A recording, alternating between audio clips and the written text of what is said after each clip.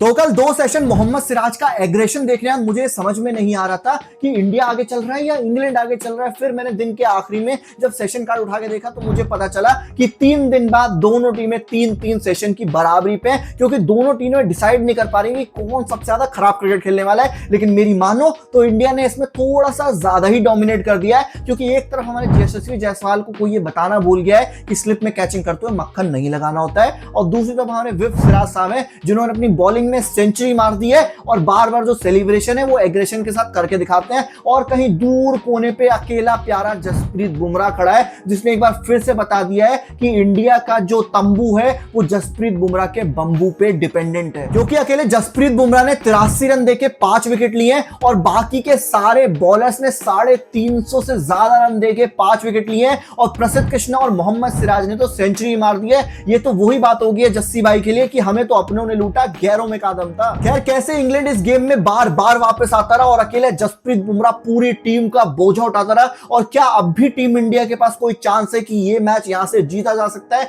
जानते हैं आज की वीडियो में। तो यार सबसे पहले तो इंडियन टीम से मेरा एक ही सवाल है कि ये कोई प्रोटेस्ट वगैरह तो नहीं है कि अगर स्लिप में हमको विराट और रोहित नहीं दिखेंगे तो हमारे लड़के कैचेस ही नहीं पकड़ने वाले हैं। 5 से 6 कैचेस छोड़े गए हैं, और जिन बंदों के कैच छोड़े गए हैं उन्होंने इंग्लैंड के लिए बहुत अच्छा काम करा है। बेन डकेट का 15 रन पे कैच छूटता है, वो बंदा 62 मार के चला जाता है। ओली पोप का 62 पे कैच छूटता है, वो बंदा सेंचुरी लगा के चला जाता है। और हैरी ब्रूक को तो बार बार मौका मिला है, एक नो बॉल छूटी है, उसके बाद 2 कैचेस छूटे जिसके चलते वो बंदा फिर भी सेंचुरी नहीं मार पाया। लेकिन इंग्लैंड को कहीं ना कहीं आगे करके चला गया, क्योंकि अगर अब इन तीनों के रन जोड़ जाए तो 190 रन होते हैं, जिसका मतलब ये है कि अगर इंडिया इनके मौकों को ग्रैब कर लेती तो कम से कम हम लोग 150 या फिर 200 रन की लीड पे होते, जो मौके हमने बहुत ज्यादा छोड़ दिए, जिसकी वजह से इंडियन टीम को सिर्फ 6 रन की लीड मिली है। अब 1 रन और होता तो भाई ये थाला फोरा रीजन हो जाता, लेकिन ऐसा हुआ नहीं है, क्योंकि हमारी टीम को थ्रिलर मैच चाहिए। वो नहीं चाहते यार आसानी से 150-200 रन की लीड करी जाए, इंग्लैंड को बिल्कुल घुटने के नीचे ले लिया जाए।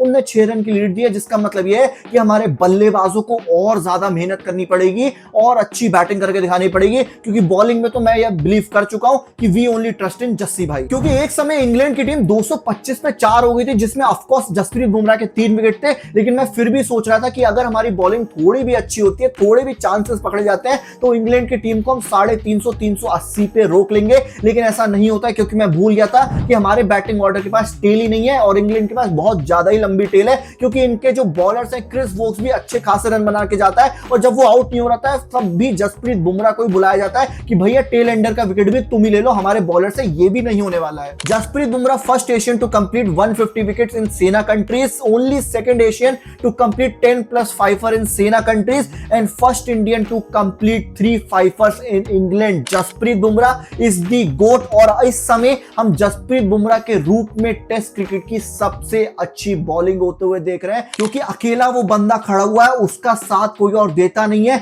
लेकिन जब भी जसप्रीत बुमराह को बॉलिंग करने बुलाया जाता है, वो इंडियन टीम को बार बार आगे रखता है। और अगर कल भी इंडियन टीम इस मैच में जुड़ी हुई है तो उसका सबसे बड़ा रीजन जसप्रीत बुमराह है, क्योंकि बंदे ने पहले ओवर में अपने विकेट लिया था, और उसके बाद आखिरी का विकेट भी जसप्रीत बुमराह ने लिया है। क्योंकि बीच में बॉलर से भंडारा खाने आते हैं और सिर्फ मैचेस देखने आते हैं, क्योंकि अगर वो विकेट ले भी रहते हैं तो वो सेंचुरी मार के विकेट लेते हैं। प्रसिद्ध कृष्णा ने सेंचुरी मारी, मोहम्मद सिराज ने सेंचुरी मारी, मतलब जसप्रीत बुमराह के साथ कोई भी नहीं खड़ा है। हमने ये चीज ऑस्ट्रेलिया टूर पे भी देखी थी, और हमने अब ये चीज इंग्लैंड टूर पे भी बार बार होते हुए देख रहे हैं, जिसका मतलब यह है कि जसप्रीत बुमराह ज्यादा ओवर डालेंगे, क्योंकि दूसरी तरफ से विकेट नहीं आ रहे तो वर्कलोड मैनेज नहीं हो पाएगा। और मेरी मानो मैं तो यही कह रहा हूं कि इनसे कह दो विकेट सही टाइम पे ले लें, इतने रन खर्च ना करें, और एटलीस्ट विकेट नहीं ले रहे तो रन तो ना दे, तभी जसप्रीत बुमराह का वर्कलोड जो है वो खुद ब खुद मैनेज हो जाएगा। खैर, इन सब के चलते इंग्लैंड की टीम हमसे 6 रन पीछे रह जाती है। ओहो, बहुत ज्यादा ही बड़ी लीड है। लेकिन अब इंडियन बैटर्स को एक बार फिर से क्लिक करना पड़ेगा,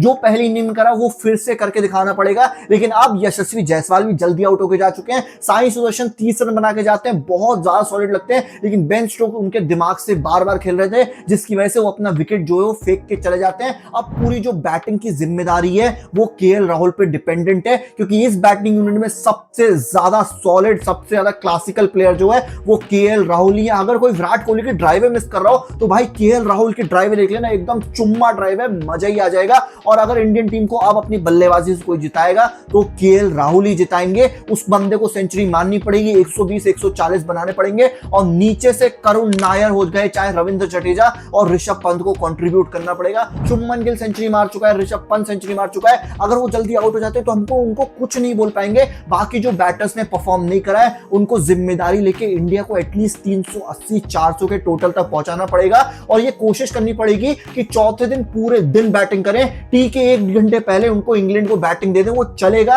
लेकिन कोशिश यही करनी है कि पूरे 90 ओवर बैटिंग करें, क्योंकि इंग्लैंड का जो बेसबॉल है वो दम रखता है कि आखिरी दिन 300 भी है तो हम लोग चेस करने की पूरी कोशिश करेंगे। ये मैच ड्रॉ नहीं हो सकता है और हमारे बॉलर्स भी इस समय बहुत ज्यादा वीक चल रहे हैं। अगर जसप्रीत बुमराह को हटा दिया जाए और आखिर में कैचेस भी पकड़ने पड़ेंगे, लेकिन इंडिया को ये कोशिश करनी पड़ेगी कि एटलीस्ट 350 का टोटल लगाया जाए बोर्ड पे, तभी कुछ हो सकता है जिसमें जसप्रीत बुमराह बहुत ज्यादा जिम्मेदारी होगी। और अगर आखिरी में आप कैचेस नहीं पकड़ोगे तो आप 2000 रन भी बना लो, आपकी टीम मैच हारने वाली है। लेकिन इंडियन टीम पूरा दम रखती है कि अच्छी बैटिंग करी जाए, इंग्लैंड को 400 का टोटल पकड़ाया जाए और यहां से मैच जीता जाए, ताकि जसप्रीत बुमराह प्रेशर कम है। क्योंकि अगर 300 ही बनेगा तो जसप्रीत बुमराह के हाथ कहीं ना कहीं फूलेंगे ही भाई, क्योंकि अकेला बंदा कब तक लड़ता रहेगा यार। खैर ऐसी उम्मीद है कि इंडियन टीम चौथे दिन में वापसी करेगी, इंग्लैंड को थोड़ा सा पीछे धकेलेगी और ये मैच जीतने की कोशिश करेगी, क्योंकि इससे अच्छा मौका लीड्स के ग्राउंड में मैच जीतने का आपको नहीं मिल सकता है। तुम्हारे क्या व्यूज है मुझे कमेंट बॉक्स में बताओ। आज की वीडियो में इतना ही, मिलते हैं अगली वीडियो में, तब तक के लिए बाय।